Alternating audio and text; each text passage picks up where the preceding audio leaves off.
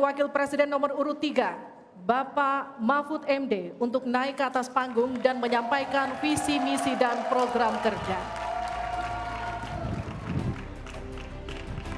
Pak Mahfud, waktu Bapak 4 menit. Kami akan mulai ketika Bapak mulai berbicara. Silakan. Assalamualaikum warahmatullahi wabarakatuh. Mari kita bersujud semuanya, saudara-saudara di seluruh Indonesia, kepada Ibu kita dalam rangka mengucapkan selamat Hari Ibu 22 Desember 2023 ini. Dan sesudah ini kita lanjutkan pengabdian kita kepada Ibu Pertiwi. Ada yang bertanya kepada kami, mungkin tidak Anda mentargetkan mendapat pertumbuhan ekonomi 7% di dalam 1 tahun. Karena di dalam sejarah reformasi tidak pernah sampai tumbuh sebanyak 7%. Dulu hanya itu dicapai pada tahun 89 sampai 91 di era Orde Baru. Lalu pertanyaan itu saya sampaikan kepada beberapa orang ahli, lalu mereka mengatakan hanya karena kebodohan kita ini tidak bisa menaikkan pertumbuhan ekonomi menjadi 7% karena kita ini kaya raya dengan sumber daya alam dan sumber daya manusia yang hebat.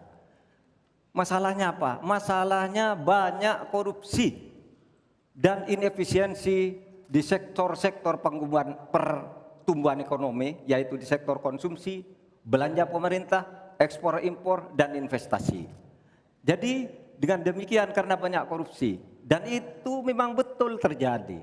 Coba lihat, berdasar hasil SIGI, Transparansi Internasional, korupsi terjadi di lembaga legislatif, eksekutif, dan yudikatif secara besar-besaran.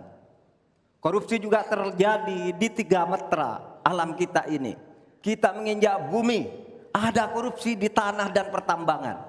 Kita ke laut, ada korupsi di masalah kelautan. Kita melihat udara, pesawat terbang kita, ternyata di udara juga banyak korupsi.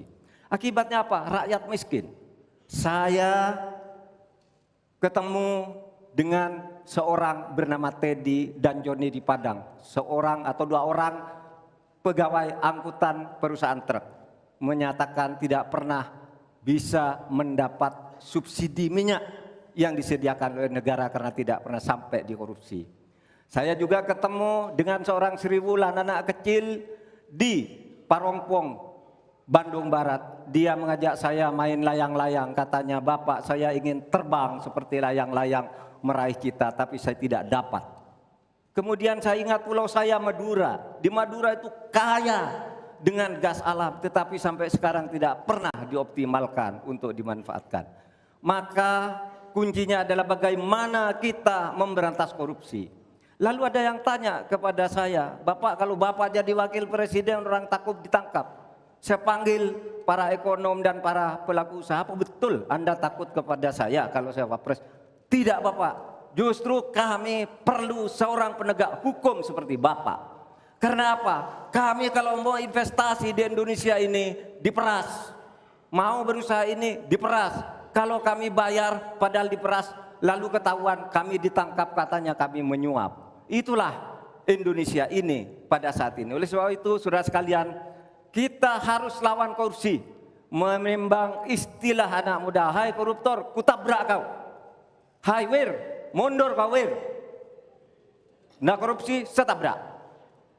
Saudara sekalian, ini semua dalam rangka agar terjadi pemerataan seperti ketentuan pasal 3 Undang-Undang Dasar.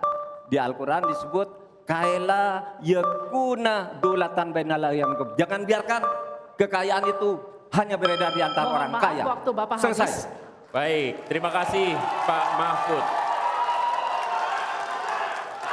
Silakan kembali, Pak. Baik.